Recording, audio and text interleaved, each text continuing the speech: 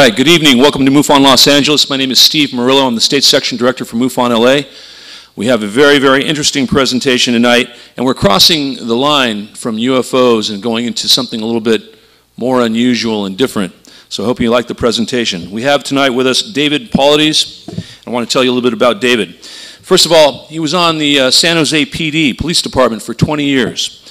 He was trained in forensics. He was trained in investigation, interrogation, and finding out what people actually saw. So he's very good at that. He's been an investigative journalist. He's been a MUFON field investigator for the past 15 years. More recently, he's also the director of the North American Bigfoot Search, who's also responsible for authoring the Bigfoot DNA project. He makes his home in Colorado. Over the last few years, he's been doing some research, and he's come up with two interesting books, one on the West and one on the Eastern United States. He's the author of Missing 411, a series of books. And tonight he's going to be talking about that. Please give a warm welcome to our speaker, David Paulides.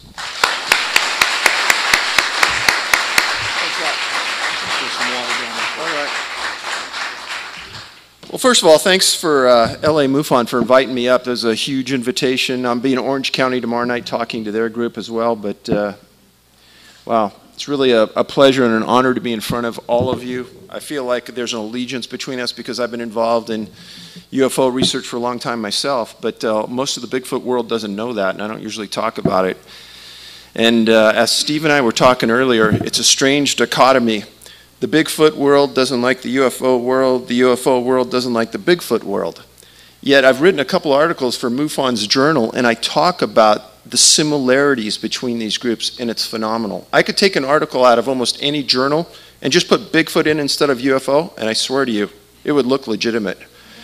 So I'm not here to really talk about that, but I do want to say that this is an interesting time for, I think, the world. Back 7-8 years ago, when I was leaving technology, where I'd been for a number of years after leaving the police department, a couple of very, very, very wealthy people in Silicon Valley that I had worked for a number of years came up to me, and they asked me to do some things in the Bigfoot world. And having no understanding, no allegiance, no interest in Bigfoot, that kind of started me down this path. We'll talk about this. And at the end of that time in technology, I was fortunate enough to be in that boon, and I was running HR groups in Silicon Valley, and I have a master's degree from USF in that. And so dealing with people and dealing with that human element, going from 20 years in law enforcement into human resources, it's interesting the way you talk to people, the way you align with people, and if you show people respect, how far that will go. And unfortunately, in the Bigfoot world and the UFO world, there isn't a whole lot of respect for each other. And they're both, I'm telling you, the same as far as that goes. So when I was asked by these two individuals, in fact, I'll give you the background on that. Let's see. So I was leaving technology. I get called into a room by the people that are the owners of this company. And like I said, they're worth zillions. And they tell me, they said, Dave, when we were small kids, we never knew each other. But independently from one another, we were we were camping with our families in the Sierras. We might have been about the same age, we're not sure. But independently of one another, at different times in different places, we got up in the middle of the night to use the bathroom, and we saw a big, hairy biped looking at us in the middle of the night. Now, you may ask us how we ever found each other. So these two guys who had a basic interest in technology, and they found each other and they formed this company. And one day they're standing around and they're talking about strange things that happened in the woods. And they both looked open-eyed and they said, that happened to you? That happened to me. And so for this lifetime, they always wanted to get to the root of it. And they said, you know, there's been a lot of hoaxes over the years. If it's a hoax, Dave, prove it. If it's true, prove it. We'll fund it. We'll help you. You have the law enforcement background. You have the team. You have the ability to put teams together to work cohesively. Let's figure out what's true. So the formation of that was a team setting We wanted daily conversations, the power of a group, not one individual, science-based. The most important thing to me is that people have an open mind. And I know I'm coming here from one world talking about another world, Bigfoot talking in the UFO group, but I'm telling you, you need to have an open mind about both things. Once you start to close your mind because you think you know everything, that's just about the time you really don't know enough. And when I started to get into the Bigfoot world, one of the oldest researchers came up to me and he says, Dave, the more you know, the less you're going to understand. And by gosh, that is absolutely the truth. How we came to our first location of study, which was Hoopa, a Native American reservation in Northern California, is we gathered every sighting report we could of a Bigfoot and we put it on a giant map of the western U.S. And we wanted to find one base location to stay at that had internet access, emergency services, food services, people that claimed to be local experts, rivers and lakes in the vicinity. Those were some of the commonalities that seemed to come up when you looked at Bigfoot sightings. And so this was about a 3-month effort to put all these on a map, and we ended up in Hoopa. Hoopa has their own tribal police, which actually benefited us. The reason being is that when I went into that area for the first weekend, I walked up to a tribal policeman. I introduced myself, said I'm a retired California policeman. I'm here to do Bigfoot research. I'm not here to embarrass anybody. I'm not here to make fun of anyone. I want to get to the truth of the matter. And the guy said, stop right there. He goes, I already know you're a truthful guy. I know you'll tell the truth. I'm going to go introduce you to some of the elders tonight. And he marched me into some locations in the middle of the woods where these people lived. And he says, one of them was his grandfather. He says, Grandpa, you can trust him. Tell him the truth. And normally this takes years to break down those doors. And I was there in hours with a couple of guys. And from there, we just slowly met everybody in the reservation.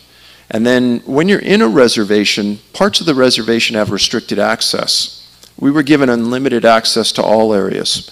And there was one specific area in Hoopa that even the Native Americans themselves didn't go because that was their area, the Bigfoot's area. They called them OMAH, O-H-M-A-H. So these are some of the things, and this is kind of interesting. It deals with you, is that I knew when we started this, we were going to firm these sightings up as tight as we could get them. And one way to do that is that when somebody sees something and we write the report, we write it up in the form of an affidavit, meaning that under penalty of perjury, what you're saying and what you're signing is the truth. Every sighting report we take as an organization, even today, is taken in the form of an affidavit. So when we started this, I wrote a letter to MUFON and I gave them the formats and I said, this is easy to do. This isn't rocket science. But it would really firm up MUFON investigations as well if when they went out, they did it in the same manner. And it's not to corner the people, it's actually to get the people to take their sighting report more seriously because they read it letter for letter to make sure it's accurate. So no other Bigfoot group does this. And I wish that MUFON would start doing it, but they won't. So Hoopa is up in Northern California. It's about 30 miles directly east of Eureka. Bluff Creek, where the famous Patterson-Gimlin Bigfoot sighting is, about 10 miles north. The Trinity River bisects the Hoopa Reservation, and I'm a big fisherman, so Trinity was great for trout, for steelhead and salmon. It's just unreal. They have a very small casino in the town that is absolutely the worst casino you will ever go in. Don't ever go there. They have horrible internet, and their hospital is questionable. But the chairman of the tribe met me about a month into it, gave us unlimited access. One thing that I always say to people when you do research, and this is a comfort thing, but we always carry firearms wherever we go, anywhere, always. And I have a marijuana grow in there, and there's a lot of marijuana grows in Northern California, and it's in that golden triangle where some of the best marijuana in the world is grown, and you just never know who you're going to walk up to in the middle of the woods. And some of the growers aren't very friendly. And some of the hikers you run into aren't very friendly. So, let's see. So the second phase is after we kind of found who we were looking for as far as credible sightings and reports. I came from that background in law enforcement where we use some of the best forensic artists in the world. And these are guys that are trained by the FBI, and it's like they have a sixth sense that I don't understand. But they could sit down with a witness who observed a suspect, say at a bank, rob the bank. They could sit down with them, and an hour later they'll have a sketch, and it was, once they catch the guy, it's like the guy was in the room when the guy drew the sketch. That's how accurate these are. They are stone cold accurate. And we looked for the best guy in North America. That was Harvey Pratt. Harvey actually used to be the head of the Oklahoma Bureau of Investigation. He's now the forensic artist for the state. Has 45 years of law enforcement experience now. And he is a Native American chief. And wasn't that lucky? Because every Native American reservation we brought him into, he had instant credibility, he spoke their language, understood their rituals, their culture. It was just phenomenal. So all of the forensic sketches in the Hoopa Project and in Tribal Bigfoot were done by Harvey. So the first day, I had lined up 6 witnesses to meet with Harvey that had direct sightings somewhere as close as 10 feet. So for people that don't know the Bigfoot world, there's 2 factions.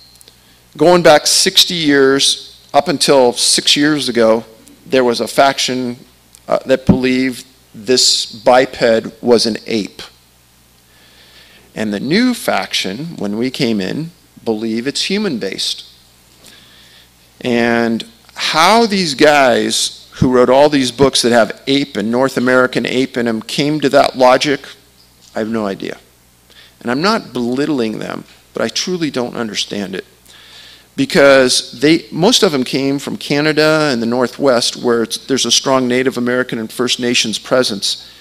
And all you have to do is to walk into any First Nations tribe in Canada, any Native American tribe in the United States, and talk to them intelligently and respectfully, and they will tell you that it's another tribe of humans. Not one tribe I ever met said that they're animals. So why these guys never talk or gave the Native Americans or the First Nations people in Canada credit, I have no idea. But when we started to come in with the sketches at the end of the first day, we sat around looking at each other absolutely floored because there was a profound human look to these. There was no ape look to them.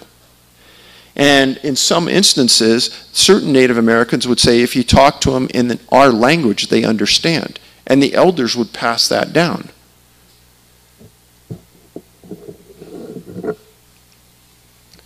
So the result of those 2 years up there was the Hoopa Project. And I don't believe there is room for common ground on this because, you can quote me on this, nowhere in North America has there ever been ape hair found in the wild. There's never been ape bones found in the wild.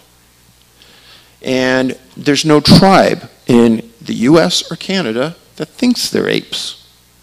So I have a difficult time with that assessment. And we all did, everyone in our group.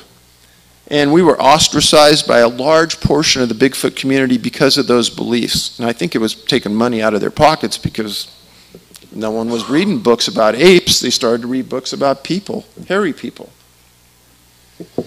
So after we were done with the Hoopa Project, the criticism, if there was some, was that, well, okay, that's the way they look in Hoopa, but what are they like in the rest of the world? You know, you got some little confined area, and these people have their squandered beliefs all messed up.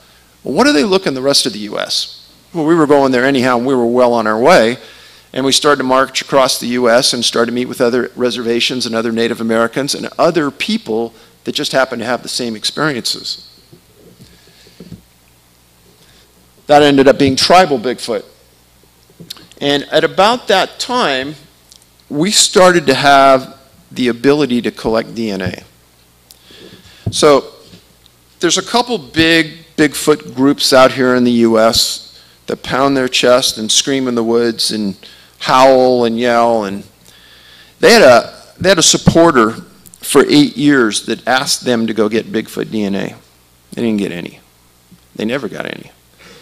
And quietly, we were collecting it. And we didn't say anything. We just kind of kept our mouths shut and our ears open. And we went on to try to find a genetic expert to categorize the DNA. Now, there had been about 15 samples of DNA that was collected in the previous, say, 15 years and had gone to various labs. Every one of those results came back as human-based. And everybody in the Bigfoot community said it was contamination. So put that little feather in your hat and think about it. So what we had to do is we had to find this genetics expert to really take this and run with it. So first thing we did is we called a number of universities and asked to get them involved. Not one university wanted to touch the topic. They all said it was a hoax, it wasn't believable, they don't exist, we don't want to get involved. Not one. So then we started to go down the path of finding a private scientist that would work for us. And we interviewed probably 4 or 5. We ended up with Dr. Ketchum. And you may say, well, of those 15 samples that came back as human, there were some big problems with that, in that they couldn't get down to the nuclear level to really find what the genetic base was on those. And the reason being is that there are some hoops you have to jump through with Bigfoot DNA that's like no other DNA in the world. And it really took Dr. Ketchum two and a half years to figure it out. It was not easy. And if not for her persistence, the project never would have come to fruition. So one thing in tribal Bigfoot that Harvey Pratt, is that picture on the bottom right is an artist's rendering of the Bigfoot in the Patterson-Gimlin film. It's a very good picture. Well, one of the things Harvey does is when somebody walks into a bank to rob a bank and they have a beard on and long hair, Harvey has the ability to take the beard off so you can see what kind of face it is. So I'm not going to show you the face here, but I will tell you that when he took the facial hair off, it looked just like a Native American. And that picture is in tribal Bigfoot. So once you start to do research on any topic, if you think you're the smartest person in the lot, you're going to fail. Well, I understand what I don't know, and there's a lot. But there was a researcher named Ray Crow, and Ray is still around. He owned a Bigfoot group in Oregon. And part of that first 3 months we did is we read every book you could find out there, probably over 120 about Bigfoot. All the researchers read them. And Ray had something called the Track Record, and it involved a monthly newsletter that went out for 17 years. It had some of the best information in it of anything anywhere. And Ray was retiring, and we went in and we bought his entire collection of research that went over 25 years. And that really helped us understand a lot of the mechanics and things. One thing that Ray wrote about that you will be interested in is there's a Native American reservation in Washington in Colville, and they had certain lights that appeared in the mountains around their reservation continuously for years. Also, just as a happenstance, it's probably one of the hottest, and still is, Bigfoot sites in the world. And Ray would never come out and say, oh, A equals B equals C, but if you were smart enough to kind of read his track record, you could kind of understand that there were similarities and there were lines together that kind of put the Bigfoot in the same location as the lights, and it was very interesting. So what we did is we put the track record, we got a grad student put the track record on a CD. It's 3,000 pages long, a 70-page index, and for anyone who is interested in research on Bigfoot and UFOs, that thing is phenomenal. It's online, you can buy it through our store. Just what I said to you about Bigfoot hair coming back. This was an article written in the mid-'80s. talking about hair. I know there's some Native Americans here from the Tule River Reservation. I got permission from the tribal chairman to go in, and they have a kind of a cave, big rock location, and they had University of California archaeologists come in and date these pictographs at 1,500 to 2,000 years. And it befuddles me that you could think that those were anything other than a Bigfoot. See the long hands, both sides. There's a couple of different pictures of them inside the reservation in this area of the rock that are a little better than this. We have all the pictures online at our website, and you can kind of get a better pic for them. But some of the elders we talked to on the sites were very informative, very interesting. Again, if you're not respectful and you're not willing to really learn, you're not going to get access to these things. And so we did learn. Now, when you're doing research on a topic, it's not always important what's happening today, but you'll save yourself a lot of time if you go back and you study history. That's why we study history in school. So we don't make the same mistakes like our government doesn't make, right? But the truth of the matter is that we spent a lot of time going back through the archives of a lot of newspapers that nobody ever looked at. And I can guarantee you for a fact, you've never seen what I'm going to show you tonight unless you've read my books. What happened is that in 1924, there's a group of hikers out, and they get approached by some tall, hairy Bigfoots, and they get rocks thrown at them. They don't get hurt. They kind of just get harassed out of the area. And they go tell the local sheriff, and there was a group of people that saw it. Sheriff believes something's up, so the sheriff's putting together a posse to go out and hunt these things and kill them. Now what happened is that 3 Native American tribes got together and they held a press conference. That's what this article's about. And I have to tell you, if you think back to 1924, the Native Americans probably weren't held in the highest of esteem and held to the highest level of credibility. And I don't know why, but they just weren't. So for these 3 tribes to come together and hold a press conference and say, and that's what this article says, it's in the book, it says, this is a tribe of people, don't go out and hunt them, they have their own language, they have certain abilities you and I don't have, they're much stronger and much faster than you and I, and if you get them really mad, they could hurt you very bad. And they went on and they talked about the abilities to mimic animals in the woods, like owls and coyotes and things. Now, if you have a belief system that these things are apes, and you're a researcher, you're never going to pull this one out. And it's not just this one. We have many of these that go back 50, 60, 70, 80 years. And I think this is pretty strong evidence that they're not apes, especially when you start to think about the language part of it. Now, there's a portion of our website that is all about Bigfoot language. And one of the smartest guys I've ever met is a guy named Scott Nelson. And Scott was a crypto-linguist specialist for the Department of the Navy. He's one of these guys that sat in a room in Florida and he listens to secret conversations going on between the Russians and Cuba and the US. And I mean, some of his stories are just great. Well, he just happened to get involved in the Bigfoot world because he heard that there were some tapes out there that said that this was Bigfoot language. And he spent almost a year breaking it down to a series of verbs, adverbs, nouns, pronouns. And he goes, that's a language. And that pretty much turns the corner from animal to human.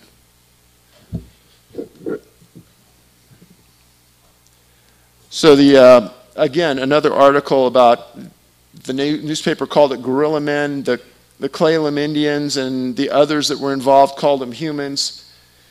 Ventriloquists, they steal Indian women and babies at times. They actually killed a branch of the Claylam Indians that tried to kill one of theirs. They have hypnotic power they talked about, where if they look at you and they stare at you in a certain way, you can kind of lose time and space. It was quite an interesting article. So part of the research as we were doing the Hoopa project up in Northern California, we found this book written by Lucy Thompson in 1916. Very well written. She was a very smart Yurok woman. The Yuroks and the Hoopa all live kind of in the same area. And she wrote about life on the Klamath. She married a miner, and they ended up having kids. But she talked about something called Indian devils. And tribes in certain areas have certain names for your Bigfoot. In that area, they called them Indian devils. How they'd come down into their community during the day when the warriors were out getting food, and they would take women, sometimes they'd take children, sometimes they'd take food. And then they would go off. They'd go up into the woods, and sometimes they'd cannibalize them and eat them, and other times they'd take them for procreation. She talks about this. And she talks about how the tribe knew where they were sometimes by smoke way up in the mountains where they knew nobody else would be. Somebody asked me, they said, well, does Bigfoot use fire? I said, well, I think Bigfoot did, but I think they're smart enough to understand now that by using fire, that gives away their location. So they've learned to live without it. And when you read her book, it definitely did indicate that they used fire to sometimes cook up people and eat them. So we'll talk about DNA a little bit. This is actually what Bigfoot hair looks like. It could be anywhere from 1 inch to 6 inches long, thick, coarse, kind of curly. It's readily identifiable. And when we started the project, there had to be a way for us to vet the samples to ensure that they didn't go on to DNA testing if they weren't Bigfoot samples. So we found a hair and fiber expert, one of the best in the Southwest, that had testified at an expert in Superior Court in criminal cases on hair and fiber. And believe it or not, these people have hundreds and hundreds of animal samples where they can compare the hairs and understand the hairs, etc. Bigfoot hair is like no other hair anywhere in the world. It stands on its own as different. When you look at it under a microscope, let's say a human hair, it looks like you would think a piece of hair does, with right down the middle of the hair a channel of DNA. Bigfoot hair is fragmented where down the middle of the channel it isn't a continuous line of DNA. It stops, it starts, it stops, it starts, and then around the outside of that hair it almost looks like it has guards to it. It's very, very unusual, very easy to identify under a microscope. When we got hair and fiber samples, sent them to him, he'd clear them if it went on for DNA testing. The other thing we learned early on is that if the hair didn't have a follicle, meaning it didn't have a root, it was no good. We couldn't get DNA from it. So from hair samples, we can get mitochondrial DNA. What we're really, really interested in is the nuclear, because that gives us a complete genetic history. We were able to get 3 nuclear samples in this study. And we got tissue, blood, and saliva. And all 3 of those came back almost identical. All 3 came from different locations in the US. All 3 were tested by one of the biggest university labs in the Southwest. They weren't tested by Dr. Ketchum. Like you will hear a lot of absolute lies out there. And all of these lies, the people have never read the paper. 9 scientists, PhDs, got together and authored it. They used 3 different independent labs. They didn't do the testing themselves. And we knew early on that we couldn't do the testing ourselves, and we got the labs because of that. It was extraordinarily expensive. One of those nuclear tests can cost upwards of $100,000. This is interesting. Years and years ago, this book came out, and I put it up here because, to me, that doesn't look like an ape. That looks like a Native American. And I know everyone else has an opinion about it, but I don't think it has ape features. And I put that picture here because that was written, I think, in the early 60s. Again, some of the things I've talked about before. Giant human bones have been found in various locations of the United States. And you can hear about them every once in a while in science. But again, never any ape bones, Never any gorilla bones, never any of that kind of hair ever found.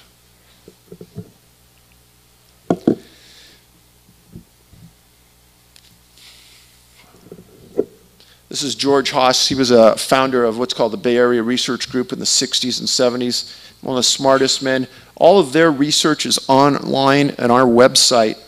You could access it for free. It's phenomenal reading. They were light years ahead of their time. They knew exactly what we were dealing with. One of their guys worked at the Oakland Naval Hospital, and he was a foot expert. And he wrote about how the foot of a Bigfoot mimics the foot of a human with some slight variations, but it's phenomenal reading. His name was Archie Buckley, Chief of Medicine and Rehab at VA. But that report's online as well. This is just what Archie wrote about the Bigfoot and how it ambulates and how it works itself, and I won't go into the details of that. So the white paper is out, the DNA results are out.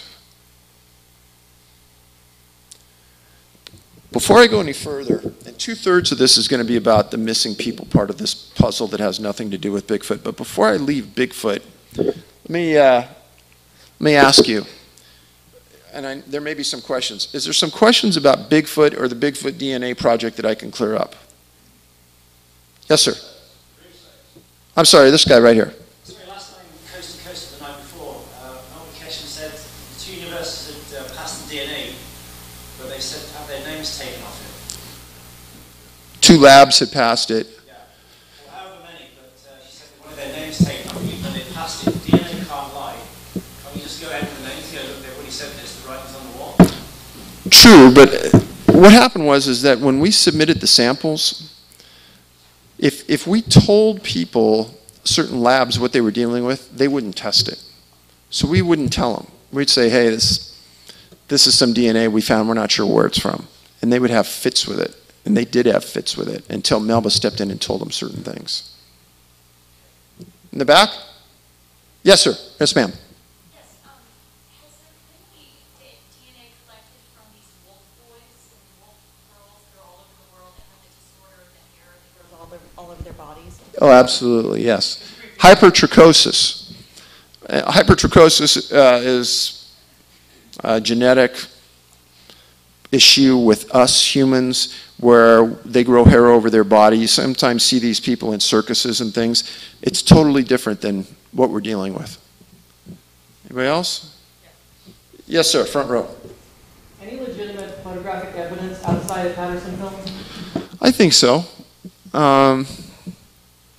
We have one of our researchers, Scott Carpenter, just released an online book today.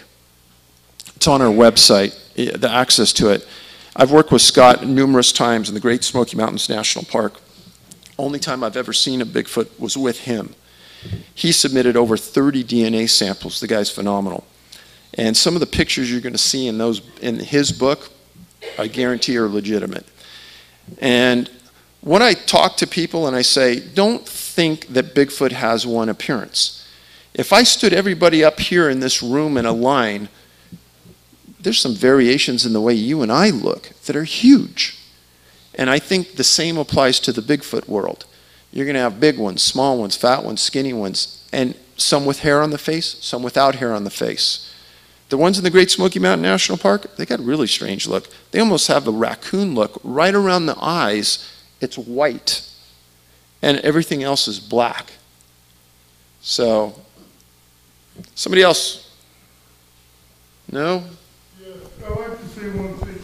Do you think there's any don't you think there's any connection between werewolves and UFOs? Because Bigfoot seems to be a little bit just too alien to be of this earth. It seems like they would have their origins in UFOs and werewolves that come from off-world somewhere and stuff. You know, because I read an article about about a strong UFO Bigfoot connection.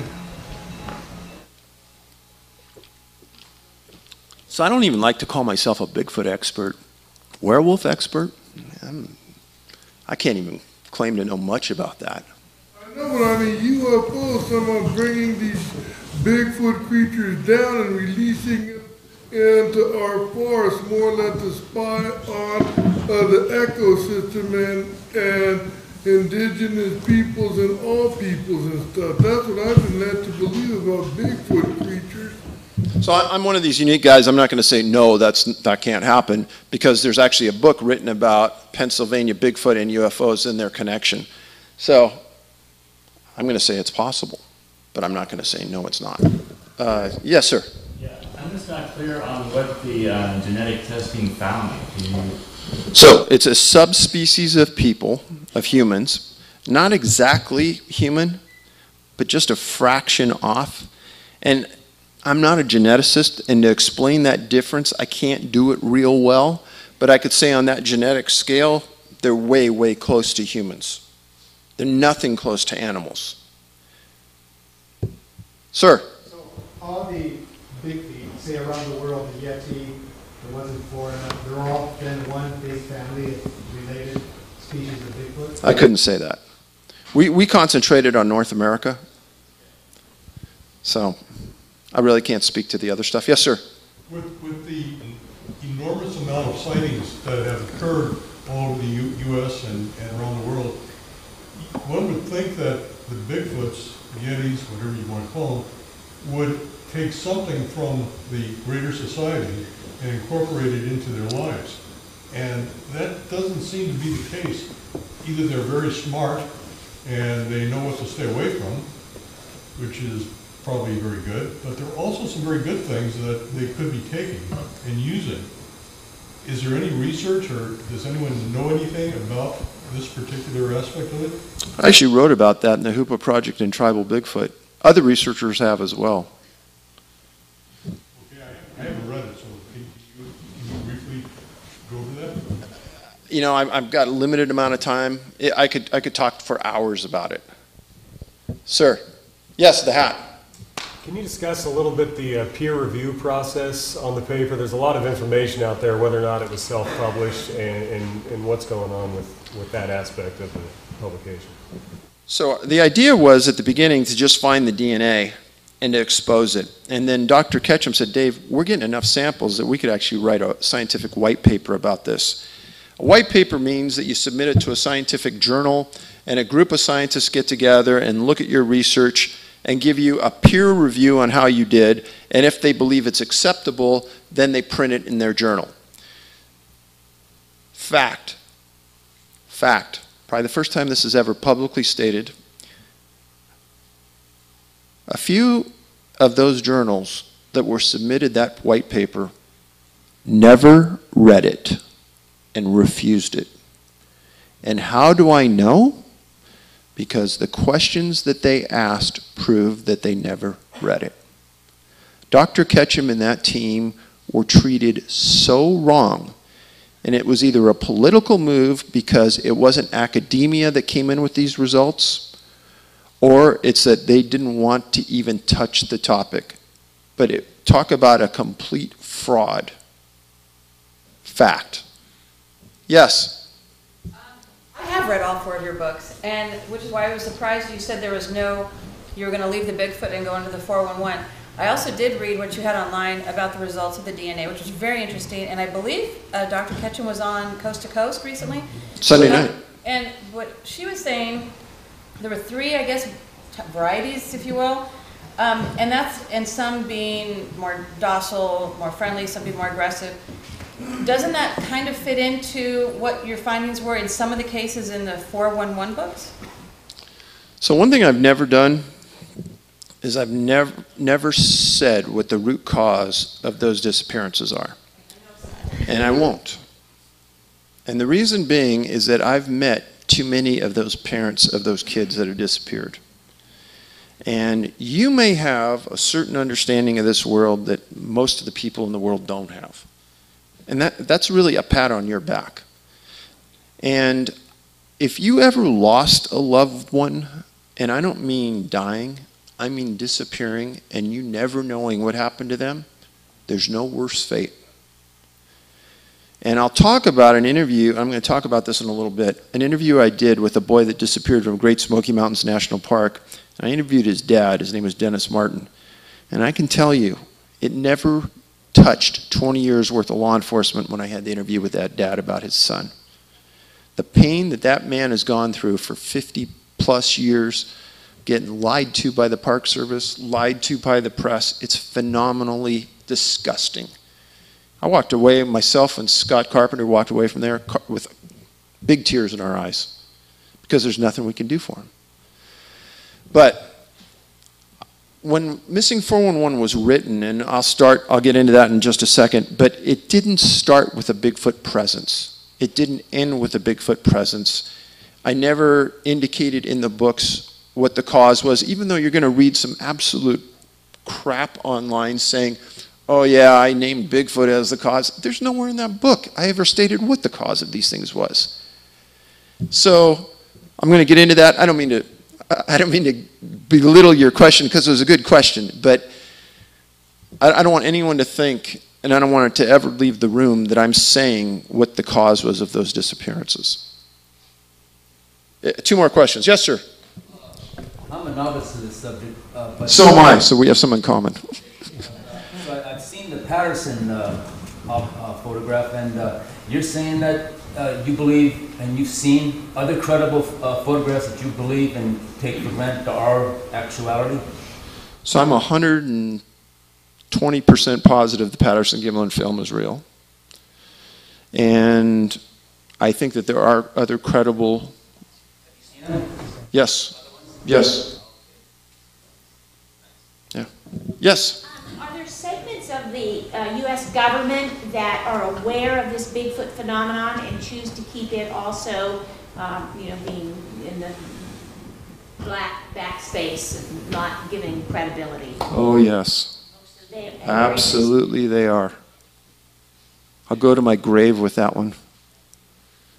And I'm not the big conspiracy theorist guy, but for a fact they know. Okay.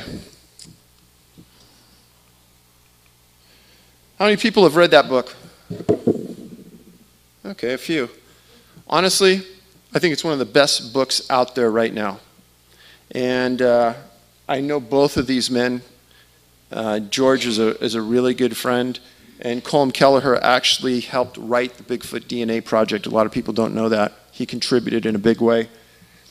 But what's important about this book, in my view, is that certain things that happened at the ranch, mimic what happens in the Bigfoot world. And I think that certain aspects of the aerial phenomena that occurred would hit a big cue with you and your knowledge as well. And the credibility of the people that were at the ranch documenting the incidents was impeccable. They hired a group of retired FBI agents to write up exactly what occurred.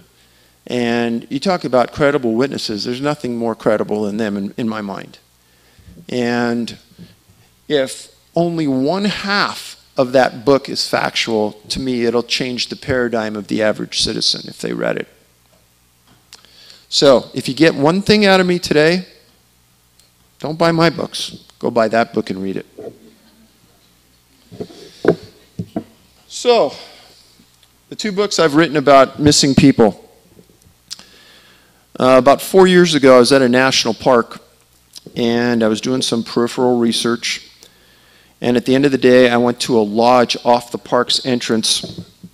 And late that night, not late, 7:30 or 8 o'clock, I get that knock on the door. And there's 2 people standing there, and they say, hey, we're from the Park Service. And I think, okay, here it comes. They're going to really try to fry me. I said, no, we know who you are. We know your research. We've actually read your books, and we want to talk to you. I said, okay, come on in. And they lay out this story of people that have disappeared at parks they've worked at in their career. And both these individuals had been around 15, 20 years and had worked at 3 or 4 different parks. Now listen carefully to what they say.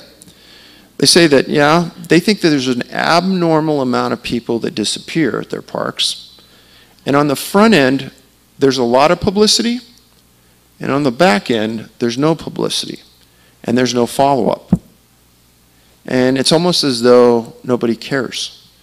And they said, we can't actually state that something weird is going on, but we think it's unusual, and we're surprised that the Park Service isn't doing something about it. And we think you should really look into it because we think there's a big story here. And so we talked about it more, and they named a couple of locations. The next morning when I drove out, I called a couple of law enforcement guys I know, and I laid it out for them, and I said, hey, just do some peripheral research and try to figure out if there's big numbers missing from these locations. And son of a gun, they called me for an hour, and they said, hey, there's something big, big, big here. And the biggest thing right away that we found out is that if you go to the website of any municipal law enforcement agency in the western U.S. that's moderate in size, we're not talking huge, just moderate in size, on that law enforcement website, there's going to be a section about missing people. The National Park Service has a contingent of federally trained law enforcement officers. These aren't guys and ladies that go pick up garbage at the campsite. These are federally trained, better trained than most of the guys that work in the cities around here, federal law enforcement officers, and then they have another category called special agents that do all the follow-up on their work. Those are like the detectives. So right away, we couldn't find any information about missing people inside the Park Service. Kind of odd. And when I got back, I made some inquiries, filed the Freedom of Information Act request, probably over 50 of them by now, and things only got more murky. And as we started to work on this, we started to figure out that there were clusters of disappearances in North America. Even more weird. And the way we found this out is we filed the Freedom of Information Act against the Park Service, asking them for a list of the missing people inside their system. Now, I could teach anybody in this room how to keep track of missing people in 15 minutes or less with a clipboard and a binder paper. The date they disappeared, their name, the location. That's it. You don't need some massive computer system. You don't need some interlink system. There is your tracking device for the park. Park Service comes back and says, we don't have any list of missing people from any of our parks or anywhere in our system. So initially, 3 of us in a room looked at each other and said, this has got to be some kind of semantical error on our part. We just wrote this wrong. So we had another researcher write it in a different way. And about 3 weeks later, we get a response back, no, we understood your first request. We don't have any lists of missing people. So I called the head of the Freedom of Information Act for the Park Service in Denver. Very nice lady. Charis, C-H-A-R-I-S Wilson. Very nice. Very helpful. She goes, Dave, it's embarrassing to say we don't have any lists according to the parks. I said, none? None. I said, okay, now I'm going to start pulling some strings here. I've written 2 books, published 2 books from a fairly big name publisher. So according to the Freedom of Information Act, I can get what's called a publisher's and author's exemption to any costs incurred when I make a request under FOIA. So I requested that, and I asked for a list of all missing people inside their system and all missing people from Yosemite National Park. 6 weeks later, I get a call from an attorney in the Park Service. I know something weird is going on. Mr. Paulides, we got your request, and we're going to charge you. We're not going to respond or authorize the author's exemption. I said, why not? Well, we looked, and we have determined that your books aren't in enough public libraries to qualify. I said, can you point to where that is in the FOIA? We're not going to address that. It's nowhere in FOIA. That is not one of the criteria. It says published author. So he says, but we can come up with that list from all of our parks. And we can come up with that list from Yosemite for you. From Yosemite, that list is going to cost you $34,000. And the list from our parks is going to cost you $1.4 million. This isn't a joke. So I put him on the speakerphone and I said, say that again. Some of the guys, all law enforcement guys are sitting in the room.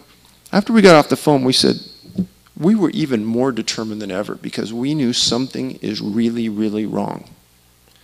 And so there started the next 3 years of us camping out wherever we could to find archived information on missing people.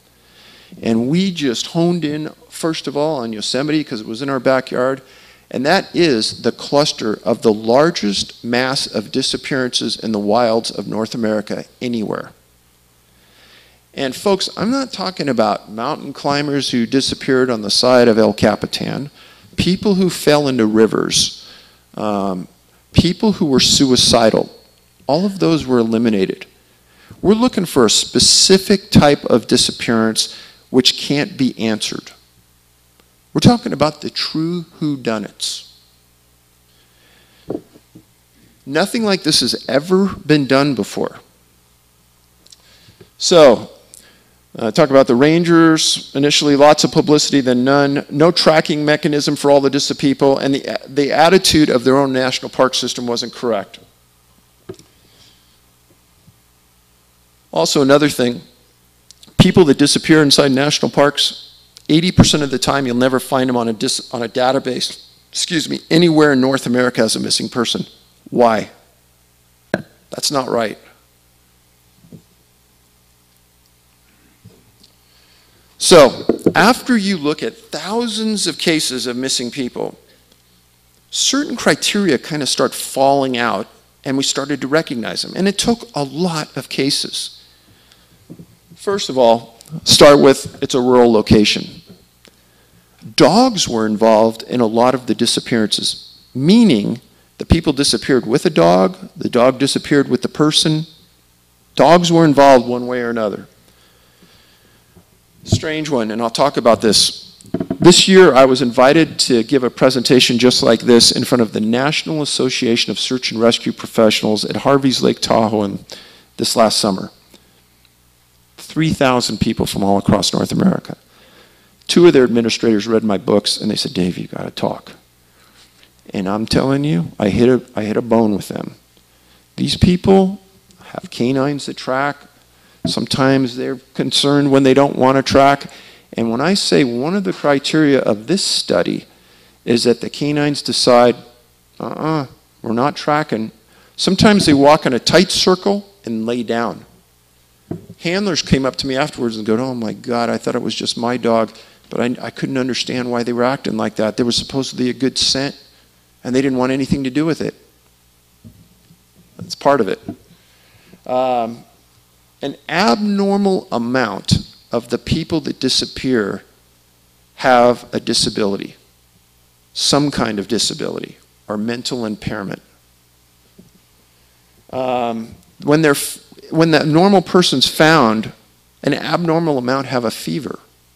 And it's very rare when we can find a reporter that went into that detail, but some of them did and actually interviewed a physician at the hospital, and the physician said, yeah, they have something wrong, they have a fever. The victim is found in a conscious or unconscious or semi-conscious state.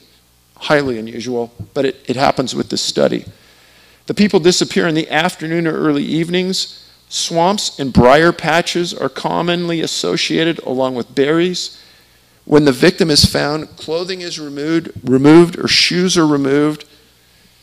Missing found in an area previously searched. This is a huge one. You interview search and rescue people and they say, we searched that area 30 times.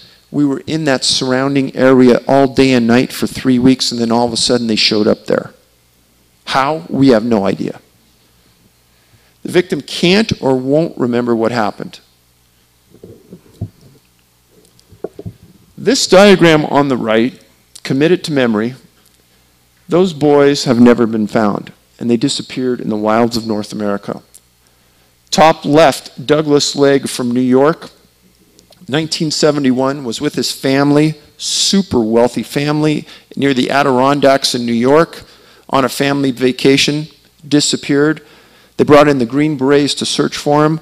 They tracked him supposedly over 50 miles around the outskirts of Lake Placid, New York, and back down the other side through the roughest part of the high mountain peaks in New York. Never found him. Canines tracked him there. The searchers were on it, and they said, we can't believe this kid went there. We can't believe it, but the dogs are on it. Dennis Johnson, 66, from Yellowstone Park. One of the strangest disappearances I've ever researched. It's in the book. He was with his family. He and his sister disappeared simultaneously. His sister reappears. They go out and they search for the Dennis for weeks. For some reason, they couldn't find any tracks. Never found. Dennis Martin, 7 years old, Great Smoky Mountain National Park. Never, ever found. No tracks or nothing. One of the most recent ones is Sammy Belkey, middle left, Crater Lake National Park. Was with his dad. Sammy had a disability, a mental disability. Derek Ingbertson, Crater Lake National Park. Edward Nye, Crater Lake. Those three boys in the middle, all Crater Lake. What's unusual about that? You look at their ages and you look at their sexes, and there is something about the clusters that we identify in the books. Some clusters are old people. Some clusters are young boys. Some are girls. There's a consistent element in each one of those clusters that's highly, highly suspect. Bottom left, Dickie Sudine, Mid-Sierras in Northern California. James Bordenkircher, Mid-Sierras. He disappeared from North Lake Tahoe, from his parents' kind of a rural location right on the Nevada border, still missing. And Travis Zweig, Southern California, Pinyon Pines, disappeared. Now, I'm going to tell you that I want everybody in this room to take that paradigm you have about missing people and throw it in the garbage can right now. These boys right here, how many people in this room have kids? First of all, raise their hand so I have an idea how many parents. If you have a son or a daughter and they've lived through that 5, 6, 7-year-old age bracket, you know how far that kid can go, how far they're going to walk. And the stories about some of these kids that disappear is too phenomenal to believe. When you talk to search and rescue people, there isn't one I've ever met that said that they shouldn't be able to find a 6-year-old boy that disappears in the wild. Now, animal attack has been eliminated from this. If there's an attack on a child by an animal, there's going to be a scene. There's going to be blood. There's going to be hair. It's going to be obvious, and the canines will hit on it. That's not what happened here. In this diagram right here, the boys were 2 to 14. 3 boys were 8 years old. This is about women who disappeared now. Teresa Breyer, Shut-Eye Peak, kind of up above Fresno in the Sierras. Stacy Aris. That one right there, I will never give up on this case. I lived in Los Gatos, California for about 20 years, Northern California, right outside of San Jose. Stacy lived in Saratoga.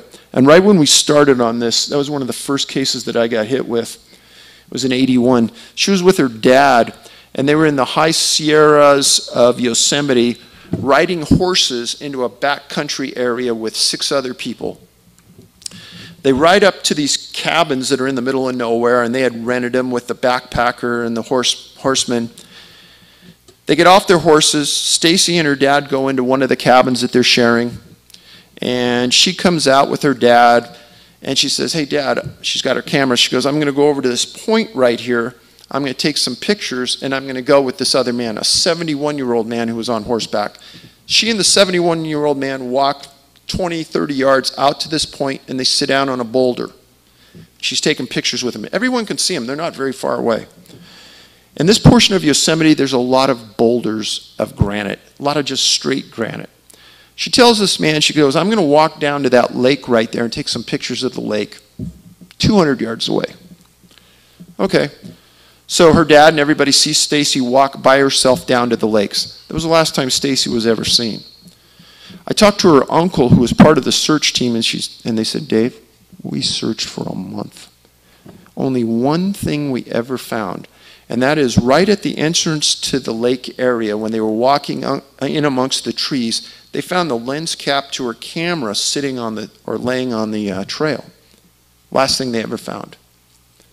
Now, what's important about this case is that I've made a Freedom of Information Act request for the Park Service for this case file. Every other case file from the Park Service where I name the person and the location and the date, if I spoon feed it to them, if I lead them to it, I'll get it. I lead them to this case, and they say, no, you can't have it. I said, what? I've never had that happen. And they said, no, we're not going to release that case.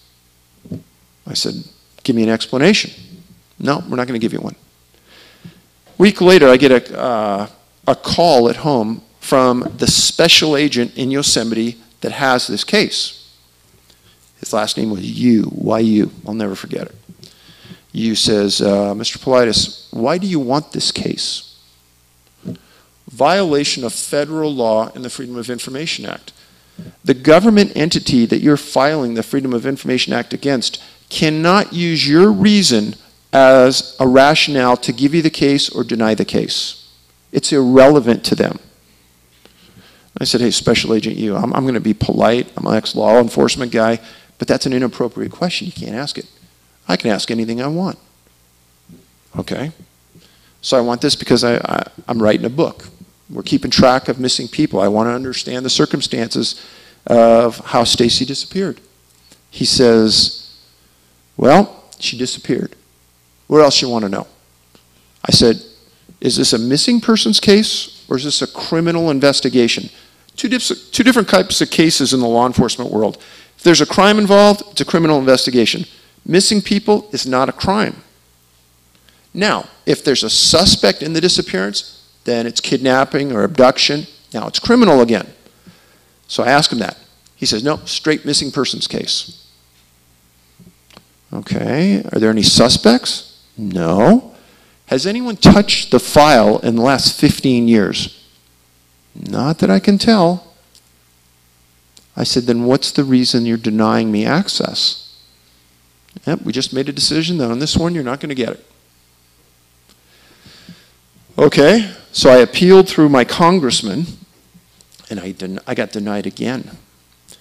So I went to her uncle, and I said, hey, why would they be denying me this?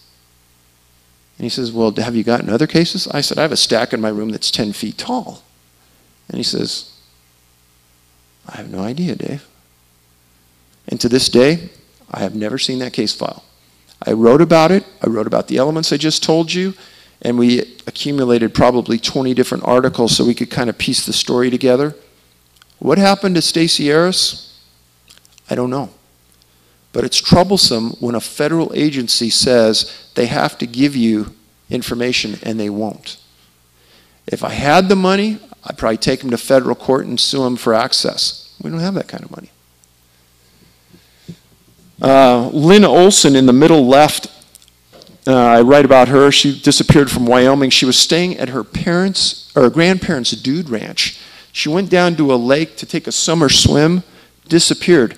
They found a pile of her clothes under a tree, never found her again. She wasn't in the lake. Marjorie West was picking wildflowers, disappeared in Pennsylvania. Anna Waters disappeared from Half Moon Bay, California. Very strange disappearance. Thelma Melton, Great Smoky Mountain National Park. Gloria McDonald disappeared from a state park in Arkansas. And Ruth Jacobs disappeared from Amador County in California. And those are 9 of the biggest whodunits you'll ever see. But there's 400 of those cases that we write about in both books. People should never disappear and not be found. Grab that thought. If somebody disappears in the wilds up there in the hills, they should always be found. Because once somebody dies, after about 1 week, your body starts to gas up, it gives out specific odors, and canines can actually pick out a body that's decomposing under the water and are giving out minute amounts of bubbles. They can pick out the body on top of the water. So to not find a body after weeks, let alone days. It's very strange.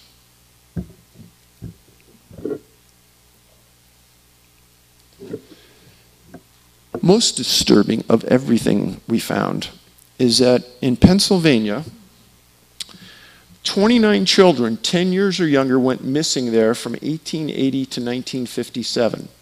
In 1941 alone, 3 children vanished 5 months apart and were never found. There is no state in the United States where there are so many children missing and never found. Ever, anywhere. There are actually clusters. We made the entire state of Pennsylvania a cluster. There are actually clusters inside the state where these kids have disappeared. I've had hundreds of emails about this since people read the books, different hypotheses and things, nothing really concrete, nothing solid, but it is very, very strange. Again, the continuity in these disappearances, the commonalities that occur are mind-boggling. It's almost as though you're reading the same report time after time after time where the elements of these people have vanished.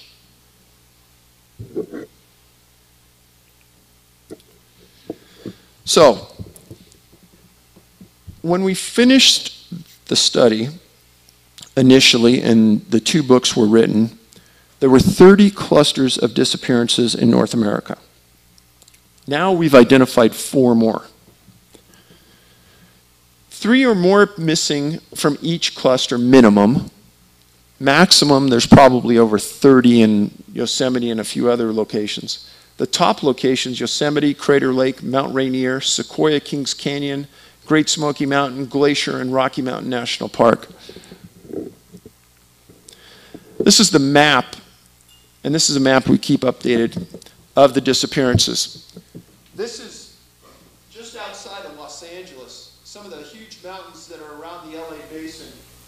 Surprisingly, a lot of kids and young adults have vanished permanently and never been found that fit the criteria.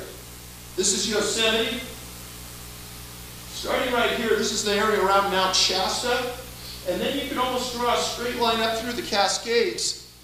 And now that map would have 3 or 4 more dots in Oregon and Washington where there have been disappearances and clusters identified.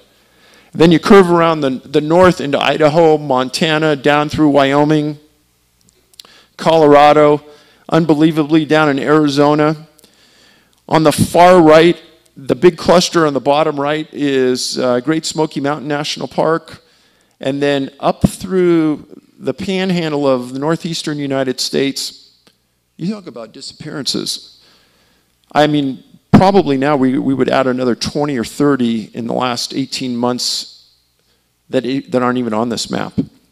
But if anybody follows the Appalachian Trail, something about the Appalachian Trail and disappearances of people, and I can't put my hand on it, I don't know why, but the Appalachian Trail walks right through the heart of many of those East Coast clusters. A strange circumstance. Talk about one case that kind of epitomizes what we found in a majority of these cases. A boy named Keith Parkins, 2 years old, from Ritter, Oregon. And Ritter is sort of on the eastern edge of Oregon. He and his family went to go visit their grandparents' ranch. And there are booklets that are written for search and rescue teams to follow. And it's kind of a guideline on how you set your grids, how far out you look, how you allocate resources.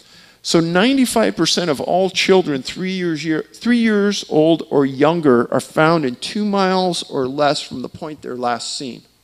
An important statistic when you're out searching for those kids.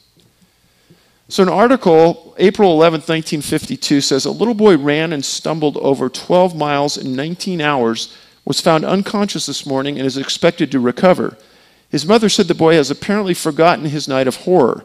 His pants, she said, were torn to shreds, and he climbed through fences and brush in the mountains. That's a direct quote from the article. Okay. 3 years old. Okay, I have 2 kids. I remember what they were like when they were 3 years old. Could they run or stumble or walk or crawl 12 miles through the mountains in 19 hours? I want to find the kid that does that. I don't believe it's possible. How he got over fences and through creeks and rivers? How do you do that?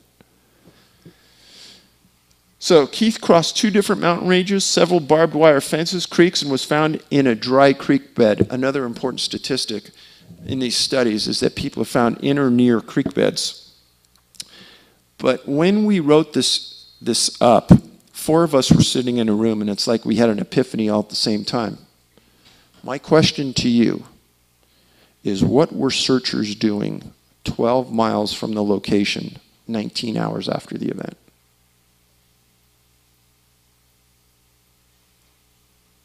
Doesn't make any sense. No sense. It makes no sense. There's no way any searcher in the world would do that.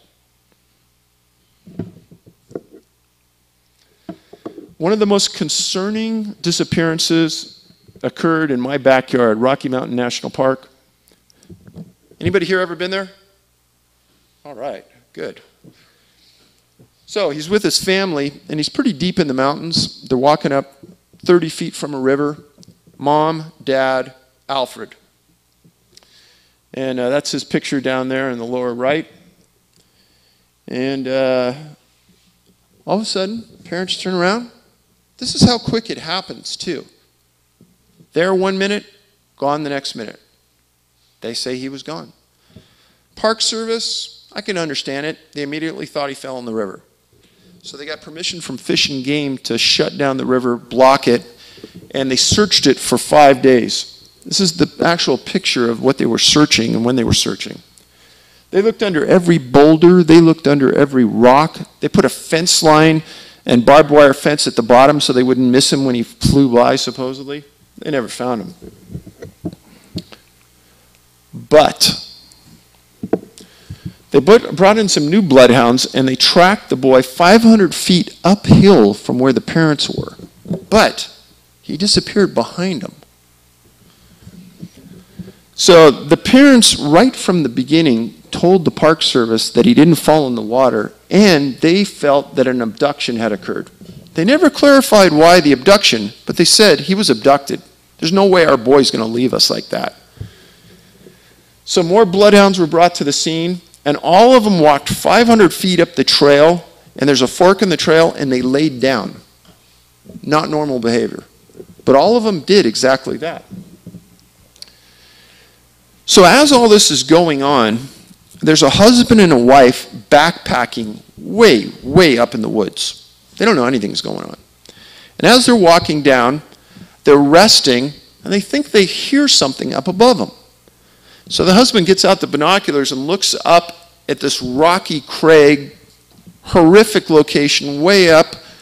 He sees a little boy sitting on a ledge of a rock, like 300 feet above him. He hands the binoculars. The wife goes, I can't believe I'm looking at this. Look at this. And she goes, oh my God. I said, well, what crazy parents would allow their kid to do that? And then all of a sudden the kids jerk back. So again, they don't know anything happened. They walk down into the park, and they just see a lot of cars and everything, and they hear a boy's disappeared, but they don't really know much. And they drive home into Denver the next day. Alfred's picture's on the front page of the Denver Post. And both of them look at each other and say, oh my God, that's the boy we saw. They drive back up into the park, they meet with rangers, and they tell the rangers that where they saw Alfred. And the location is called Devil's Nest. One thing I write about in the books is locations in the woods are named for certain reasons. Say it's Miller's Creek. Well, maybe old man Miller lived on the creek in the 1800s and he named it. The word devil comes up more than it doesn't in high altitude disappearances. And it's something that I want you to keep in the back of your mind when you're reading the books. That word devil, why did that location get that word devil? Well, initially the Park Service doesn't believe either one of them. And they separate them and they interview them independently because they didn't believe them. They both tell the same story. We saw a little boy up on that ledge. They said there's no way a boy could get up there. If we get up there, we're going to have to use carabiners and ropes, and it'll take us a day and a half, 2 days. Make a long story short, the Park Service puts 30 guys on it. 2 days later, they reach the nest. They look around for 2 days. They find nothing, and Alfred Beelart's was never found.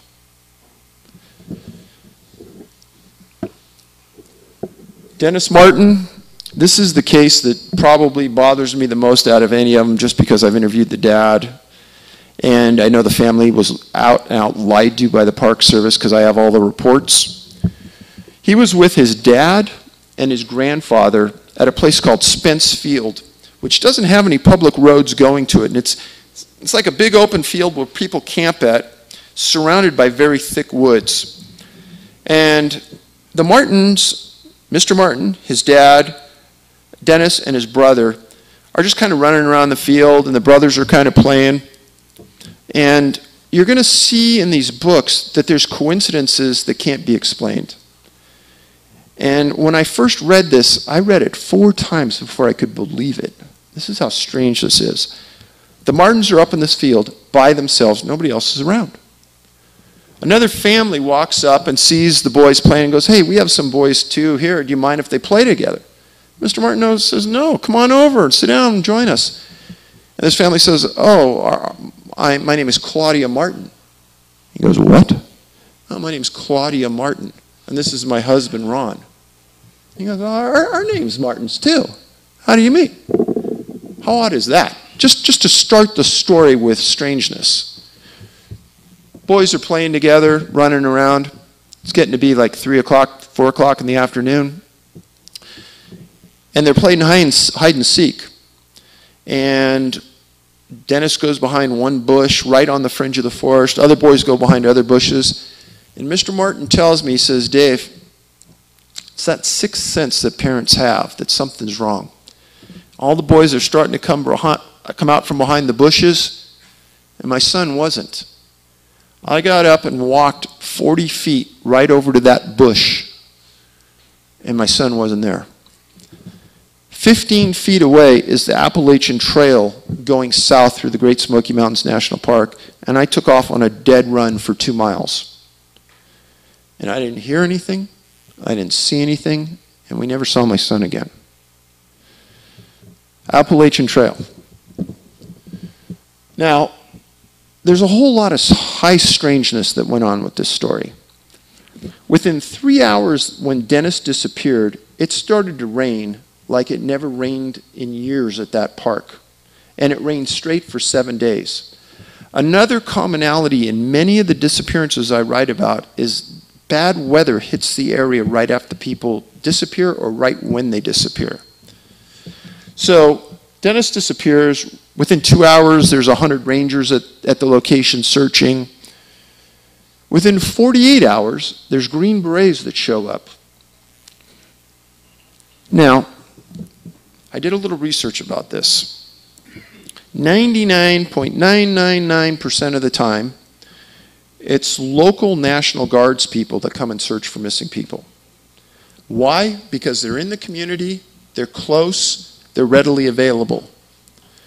The Green Berets signed an agreement of secrecy with the government that they'll never state what their mission is, they'll never state what they're doing.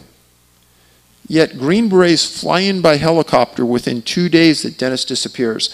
And not only do the Green Berets show up, set up their own camp, their own communications network, they don't search with National Parks people. And at the time, the National Park Rangers weren't armed. The Green Beret were armed. And the search lasted 3 weeks. Canines found no scent. The NPS lied to the Martin family. And what did they lie about? And what did they keep them in the dark about? FBI agent shows up about 4 days into the search. And he says he's just monitoring the case. Another commonality of these disappearances. FBI never gets involved, yet they document everything. A family called the Key family, K-E-Y. The day Dennis disappeared, they come into the park and they go to the Park Service. They go, "Yeah, we're here with our family and we want to see some bears." So they send him to an area called Rowan's Creek. which is about 2 miles, 3 miles underneath Spence Field on a big loop called Cades Cove. And the family walks in. About an hour or so after Dennis disappears, the Key family is down below them by about 2,000 feet. And their boy stops mom and dad and says, "Hey, look, that looks like a bear up there." The dad says, that's not a bear. Kind of looks like a man hiding behind the trees.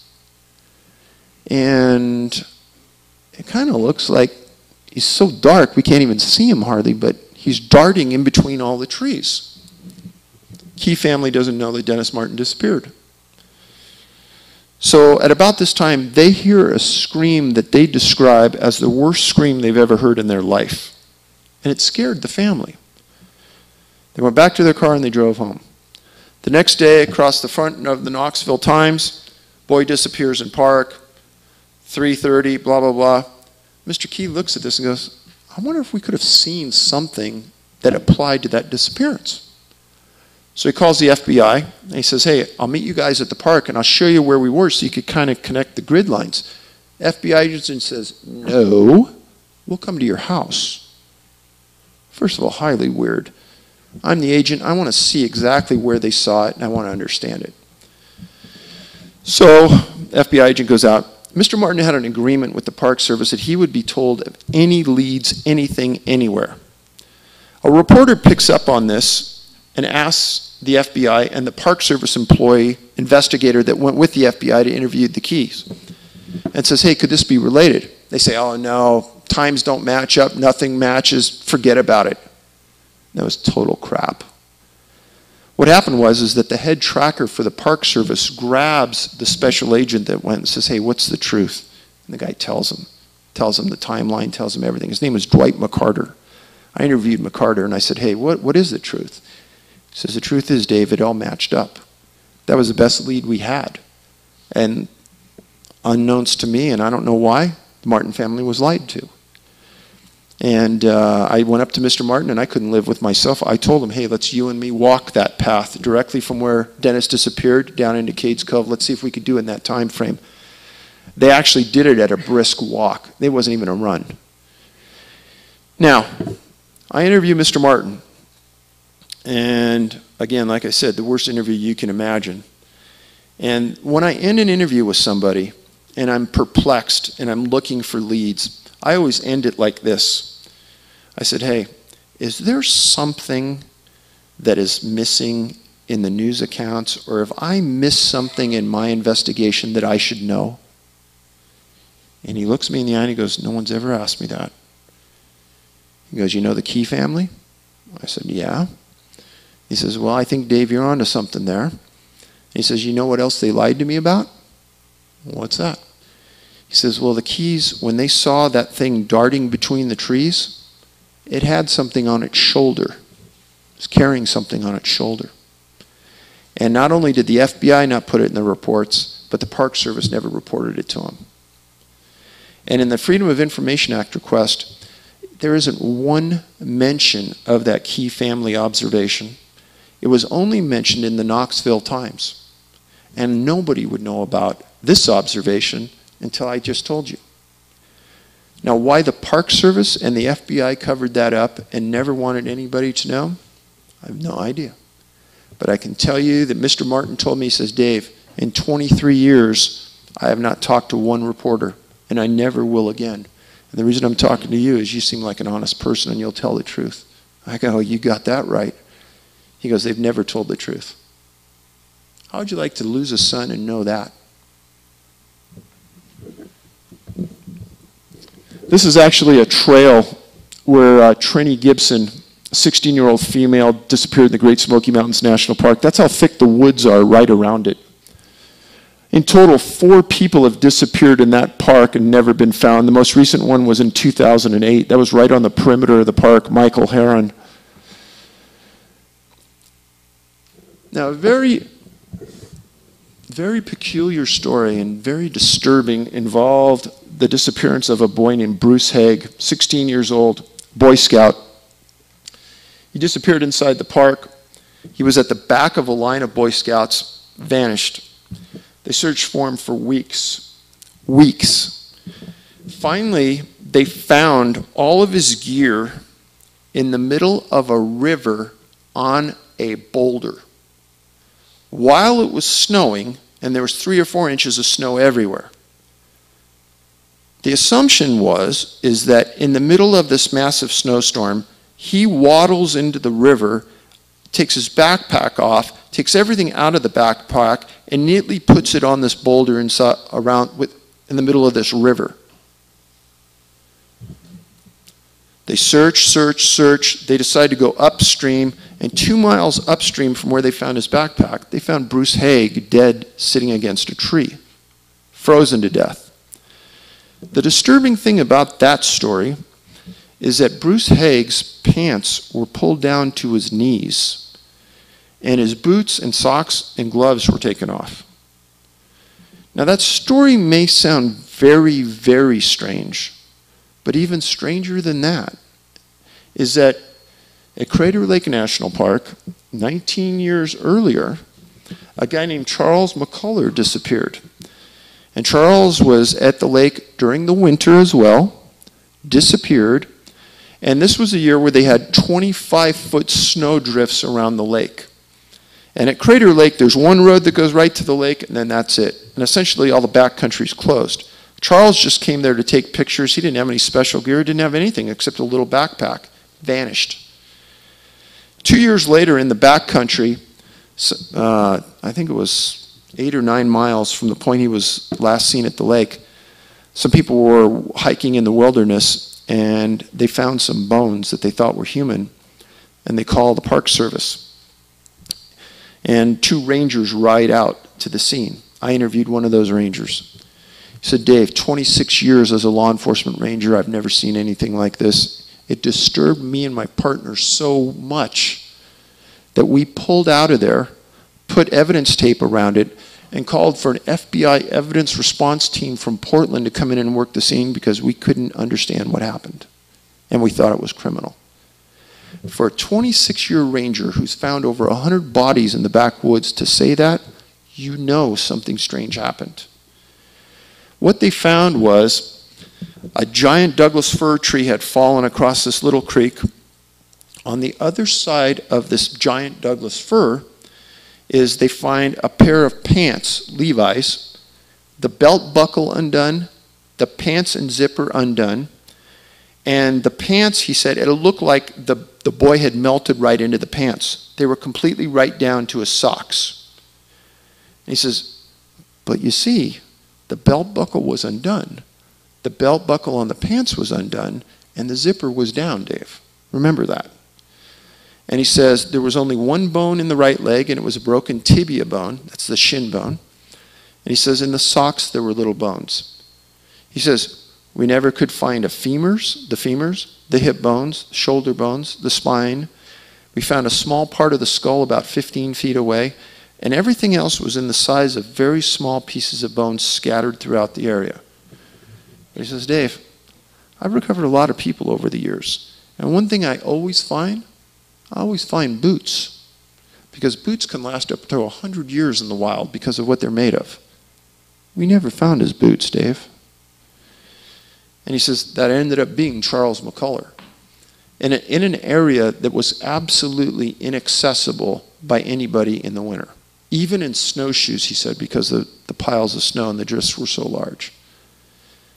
Now, I almost stumbled out of my desk when I read the McCullough case and the Haig case and their similarities. And I don't know what to make of it. And as the ranger, the law enforcement ranger who's found 100 bodies in his 26 years said, that isn't normal. How he got there, why his pants were down to his socks like that, I have no idea. Now, in the books, you're going to see me talk about coincidence quite a bit. There may be coincidences, but sometimes similarities just hit you in the face and they say, that's just too common. Let's talk about Dennis Martin and Dennis Johnson. both disappear in national parks. One boy's 8, one boy's 6. One goes missing July 1st, one goes missing June 14th. They're both wearing red shirts. Their father's first name is William. Let's just stop there. Is that enough? I mean, who could put this stuff together? Bloodhounds in both cases couldn't track. Nothing of either boy was ever found. Storm hit the area after each boy disappeared. No tracks were ever found. And you know, an unusual spin to this, and I can understand it, the fathers stayed for weeks and weeks afterwards, never giving up on their son. And for the parents in the room, I'm sure you guys understand that. I don't think I could leave knowing my boy was somewhere in the woods. Neither boy was in a clearinghouse database up until just recently. And both disappeared, this is very odd, almost in their father's presence. Now, there's all kinds of similarities that I bring together in the books. I think it's odd. I think it's odd that we have these clusters of missing people in national parks. I think it's odd that the national parks don't keep information like that.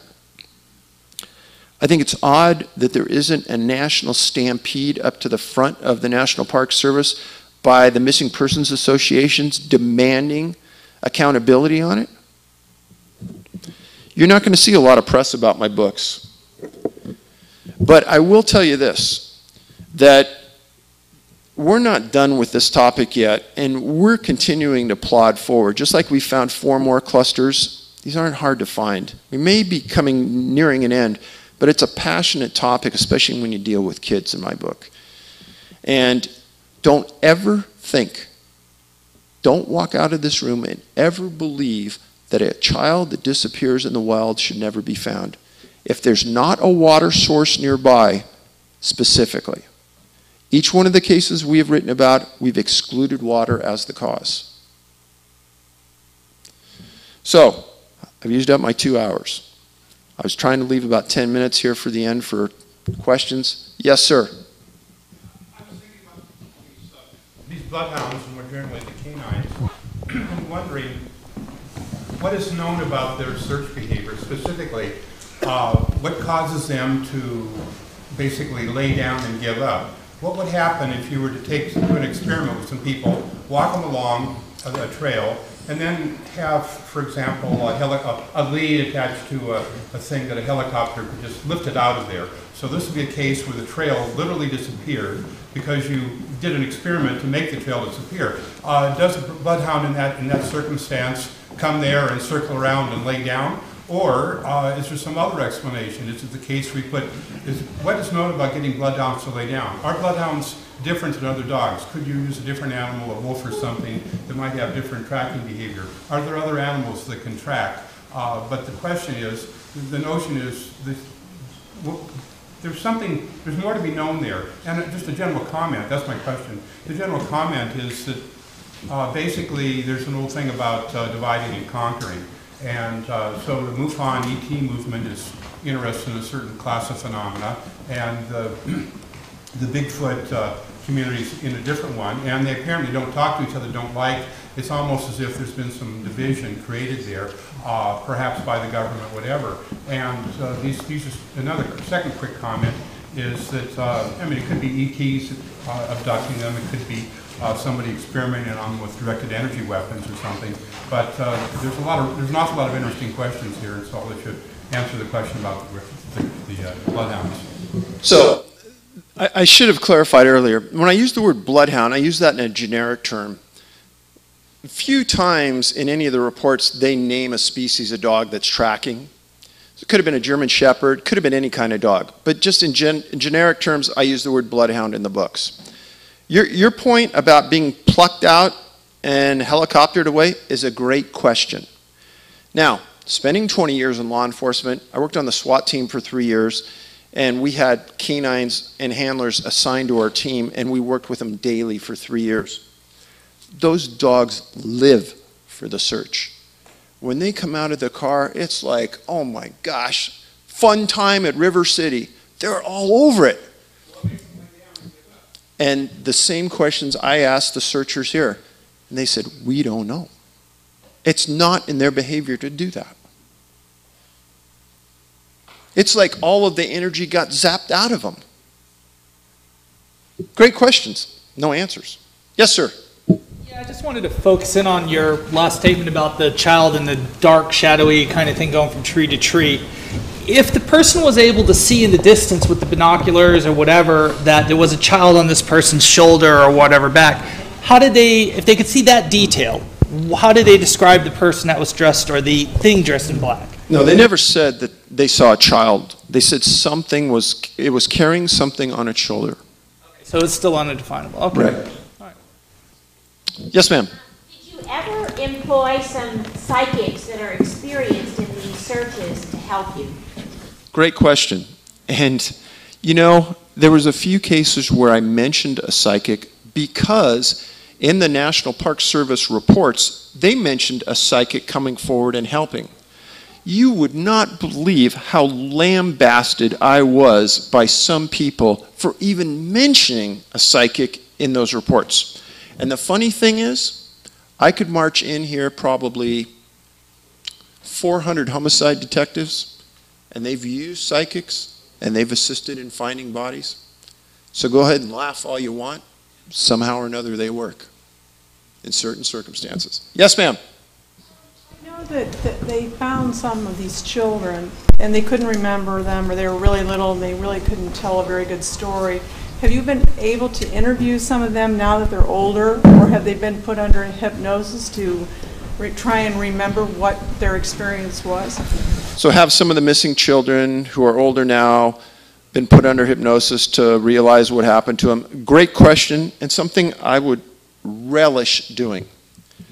We were advised early on by some missing persons groups that we had to tread real lightly on these missing people, meaning that some missing people, if we interviewed them and we gleaned their story, would view us as victimizing them a second time and then profiting from their loss. They told us to be very, very careful on the approach and how we worked with those people. So it was very, very limited that we actually did make an approach, and we were really, really careful. In the perfect world, I would like to get every one of these people that lived through the experience at a conference like this, and a group go through hypnosis and understand the commonality of what happened, because I think there's something there. Sir? You said that some of the missing children were later found, but what was the longest duration of time in between when they were missing and when they were found? Probably 3 days, 4 days, 5 days, right in there. Bodies were found sometimes 10 days. In the incident of McCullough, about 18 months. Yes, sir. One of the times you were on Coast to Coast with George Knapp, I believe George brought up the theory that this could possibly, it sounds like alien abduction in some of the stories. Have you given that theory any more thought? So, during the last year, I probably got 3,000 or 4,000 emails. And unbelievably, I respond to everybody. And I think that's important. And I think that probably 7 or 8 I've received over the years were 10 pages long or longer. And they honed in on a hypothesis of what happened.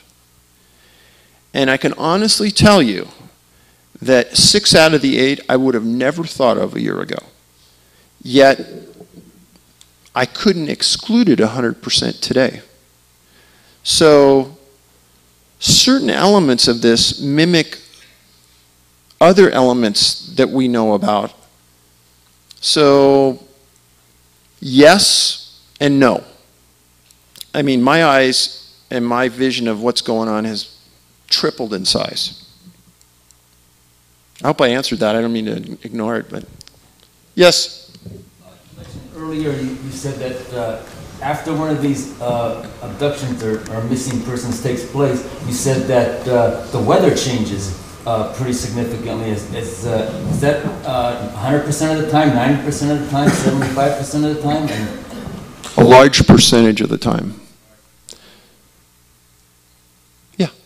You said in one of the books that some of the victims had lacerations going from head to foot as if they were carried.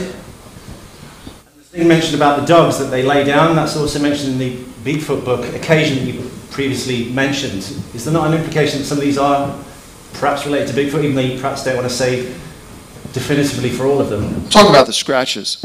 A lot of them have horrible scratches, and it's talked about by the parents and the searchers. And you see, I have a tough time understanding how a 2 or 3-year-old can move that fast through the woods and just, I can't imagine them just running and scratching themselves to shreds and their clothes to shreds. I imagine them working slowly. This thought of them purposely motoring themselves that fast doesn't make sense. Now your thought about being carried is one thought. Another thought that people have told me is, what if it happened by going up? It would have that same effect vertical. So it's that paradigm where, I mean, I'm caught in the same thoughts that you guys are, and every once in a while somebody brilliant writes me an email and catches me and says, haha, you didn't think of that. True. Yes, sir, red cap. There's a story in the Western U.S. and Canada book about a guy who takes a girl out with him and comes back later and says that she's been kidnapped by a family of Bigfoot or Sasquatch. Have there been any other reports of any witness to something like that happening with any of these cases, even in the eastern United States? And do you believe that these missing kids have been eaten? You know what's fascinating about that one story you talked about? The actual wording was a tribe of Bigfoot. Yes. And I thought, wow, that was years ago. That was Teresa Byer. I don't know what to think. They arrested that guy for kidnapping and abduction, but they later released him too. So I know she's never been found. Sir? Do you believe that the majority of these are abductions? And also, I'm going to ask you your favorite question. Is there anything that you left out of these publications that maybe you've discovered since the release of these books that you can share that would shed some light on any of these cases? Is there anything I purposely left out of the books? No. And what was the other part? Are these abductions, in your opinion?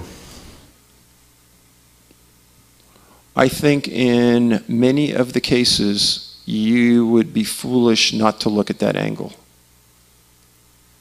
Sir? Have you done any research into the missing people on the Highway of Tears? We've looked at it. And we actually know some people in the RCMP. What that is that's a highway that runs through parts of British Columbia, and there's just been an inordinate amount of First Nations people, women specifically, that have disappeared. And they actually put a task force together about 2 years ago to work those cases. And it's unfortunate. It should have been done 10 years earlier. But there's a lot of whodunits. There's a lot of questions about what's happened there. And I just heard recently on the QT that they actually have a suspect on a majority of those. I don't know if they'll have enough to put the case together. But I don't think all of them fit the criteria. But it's an interesting set of disappearances. Same as, I don't know if you guys could go home and Google this. There's been a series of feet that have been found in shoes that have washed up on beaches in North America, predominantly on the western U.S. Actually, one washed up on Eureka. And where they came from, it's another big whodunit. Back row, bald man. Yes, sir. Well, I'm not quite bald, but anyhow. I just saw the glow. Because I'm thinking a lot.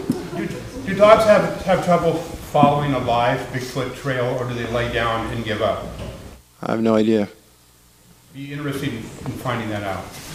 Got to find a Bigfoot to track him first. Well, when one gets kidnapped by a tribe, that would be the time to launch some dogs to find out if they give up, they walk along and then give up. Yes, Steve? Dave, there was a disappearance of a young boy in Oregon a couple of years ago. I don't remember his name, but it got a little bit of press. Did any of the telltales of that case match what you've been studying? Not sure. Not sure which case you're talking about. I wish I could remember his name. I can't. It was a couple of years ago. Back row, yes. You said earlier that you saw a Bigfoot. Did I understand you correctly? Yes, sir. Could you elaborate on that? So most people would think that Patterson-Gimlin and Bigfoot's walking through a riverbed and you get a good look at it for like 45 seconds. That is essentially never been heard of since and hasn't been heard of again. And what I tell people is you think about this. What is the ratio in the woods today of people with a device that could record what Patterson and Gimlin saw? What's the ratio in the woods today versus 1967? And these yo-hos catch him for almost a minute, and there's been nothing like that since. Why? I don't know. Sir? You know, for your law enforcement background, you can size up people's demeanor, presentation, and what they tell you. As far as the National Park Service, their officers, are they telling you a cover story what they want you to hear, or are they taking you back on the low and telling you what's going on? They just can't tell you. So I didn't get to talk to you face to face, so I really couldn't size him up too well, other than I was a little surprised he wasn't nicer to me knowing who I was. And I wasn't being belligerent or unfriendly to him. And for him to take that stance was unusual. So I really don't know how to take it. Yes? Is there, forgive me for listening to you very carefully. I just want to make sure you weren't parsing words. Is there anything that you unintentionally left out of the book? No. Talk about your sighting. About my son? Your sighting. My sighting. Oh, I'm sorry. Oh, yeah, and then there was this. So I don't usually talk about it, but I don't mind. So it wasn't that Patterson-Gimlin kind of sighting. And Scott Carpenter prepped me for what we were walking into and what we would be looking at. And I think that the more people that got this training, probably there would be many more sightings. So when you're in the woods and you're walking into a national park, start being observant the first time you hit that trailhead, because we believe that they're watching us a lot more than we ever believe.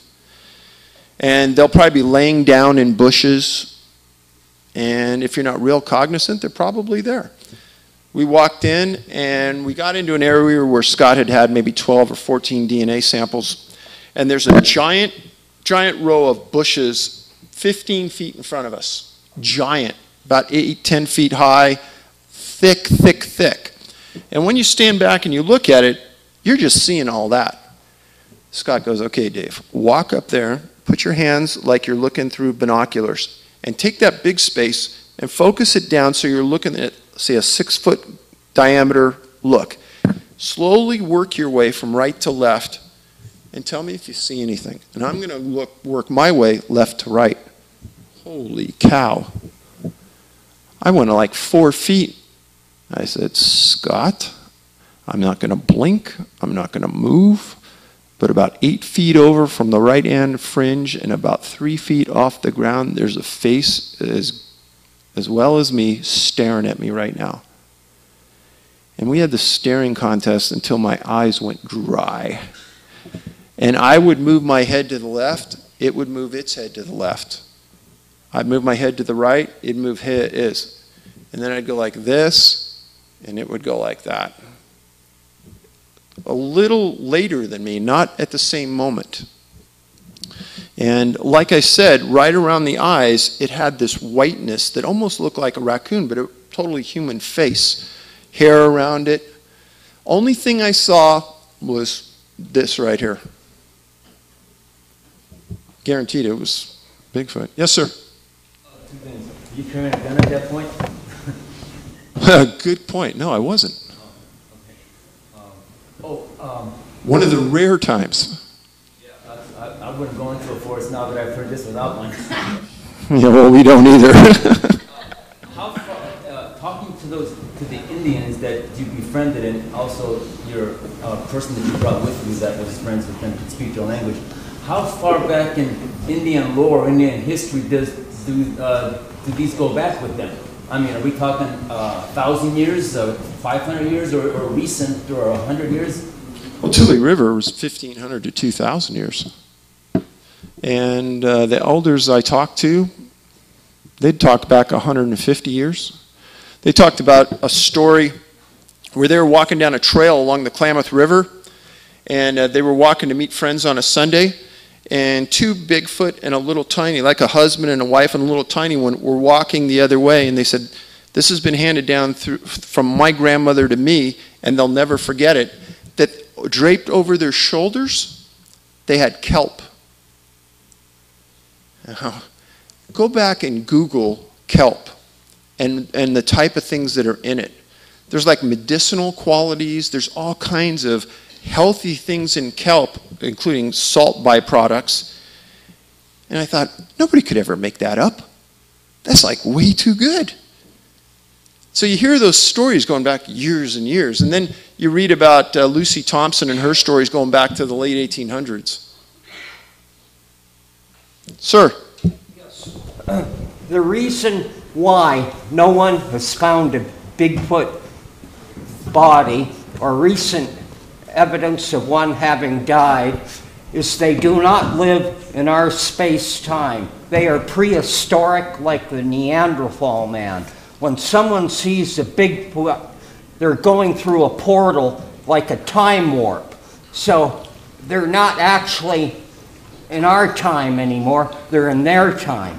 So the only Bigfoot bodies that anyone has claimed to have found have been hoaxes. And the same thing with the people that disappear. They're going through interdimensional portals. It may be one way, or may be a round trip, but they can come back in a different space-time. Okay, thanks. Just like when Steve Fawcett disappeared, the balloonist. Yeah. They couldn't find him anywhere. They had no idea what happened to his plane. Then, I think it was after the winter season was over, they claimed they found some bones. But I think that was just a cover story. And they never found Steve Fawcett either. Okay. Sir, in the back. Yeah, not too long ago, someone said, I guess it was a makeup artist, costume guy, claimed that he made the Bigfoot costume for the Peterson. Absolutely baloney. Absolute fabrication. John Green, who's one of the most respected Bigfoot researchers in the world, right after the Patterson-Gimlin film, he took the footage to Disney Studios, who at the time built the best costumes in the world. Best in the world. And he has it on written documentation from Disney that there's no way they could have done it. That was in like '68 that he got that letter from them. So you hear that every once in a while. Don't believe all that stuff. I understand why people do, but don't believe it. Yes, ma'am. What was the source of the hair samples that were used for the DNA analyses that you referenced? Like, where did they get collected from? Well, over 38, I think, came from our organization. So, where did they get them in the wild? Some came from Arizona, some from Hoopa, some from Great Smoky Mountain National Park. But I think they would just find them. No. Like the source. I'm wondering what the source is. So one of them is there's a story in Tribal Bigfoot, Raven Ulabari. She sees a Bigfoot come into her yard. He reaches over this tin shed where she keeps her garbage. He picks up 2 bags of garbage. She already has the police responding. She sees him walk into the woods. The police drive into the yard. Over the metal tin shed, always Bigfoot will have hair growing in long mangles from their forearms for some reason. And a bunch was ripped off on this metal shed as he was pulling the bags over. And we got a big sample from that. That was tested. It was those kind of things. See it, get it, test it. Yes, sir. Is it the Olympic project that you work with? They apparently said they've got footage, video, that's very definitive. I think Melba Ketchum mentioned it, or perhaps you did on a radio show. many moons ago to go with the DNA. Is any release on that perhaps in the future? So the Olympic Project doesn't have the footage. Adrian Erickson has the footage. And Adrian is a man from Canada. He bought some property in Arkansas, put a couple of researchers on it for a few years. The footage is outstanding. Released? It's up to Adrian. I thought it would have been by now. There's been some little bits and pieces that have been, but just enough to whet your appetite. But he's got some good stuff. What do you think of Todd Standing and his footage? I don't know what to think. I mean, if it's real, it's outstanding. If it's a hoax, he's done a good job. I don't know what to think. I don't know him. Never interviewed him? Never did. Yes, sir. What was the cause of Bruce Haig's death? Bruce Haig. Bruce Haig. They found the body. Exposure. They did an autopsy. And you'll notice that about 95% of the time, when doctors really don't know why you died of exposure. Sir. Missing 411 type people, do you get people with full facial hair disappear? Great question.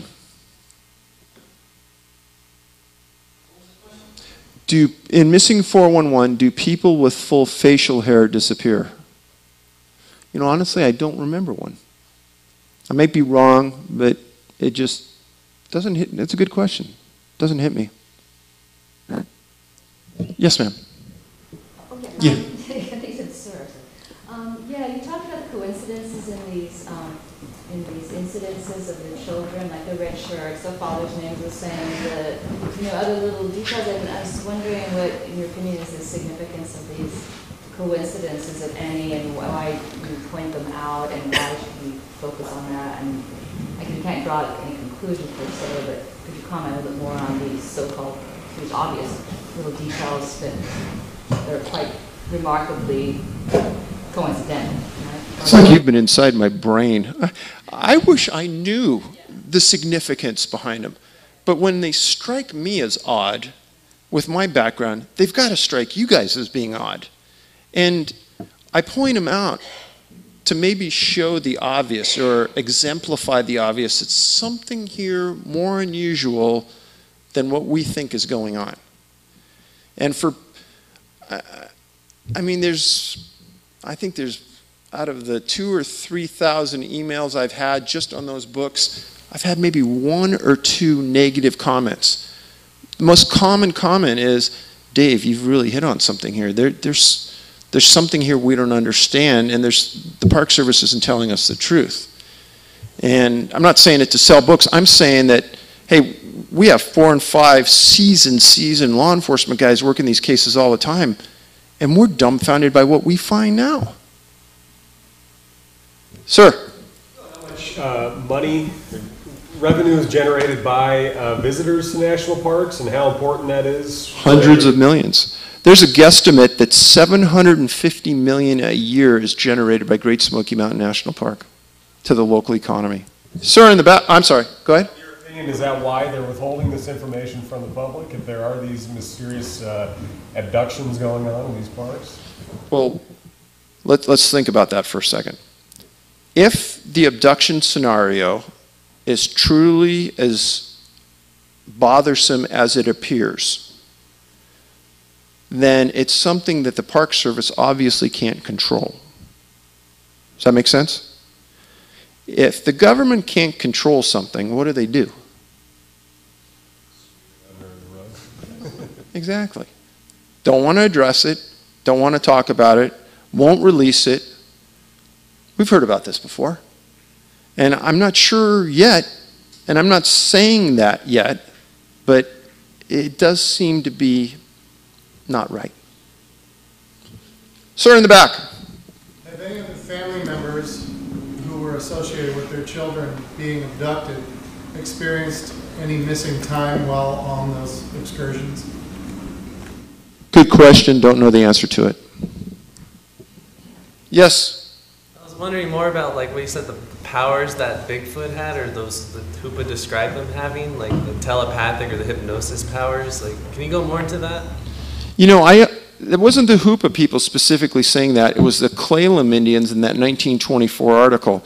But I've heard this many times over from other tribes in other parts of the U.S.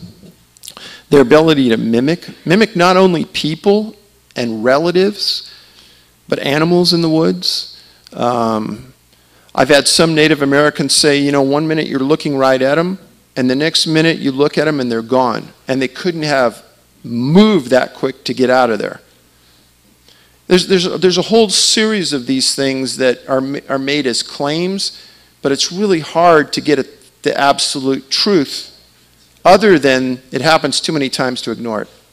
Okay, we've got about 3 minutes left on the camera, so why don't we finish our questions at your table. I'm sure a lot of people want to talk to you. Absolutely. And just like to give a big hand to Dave.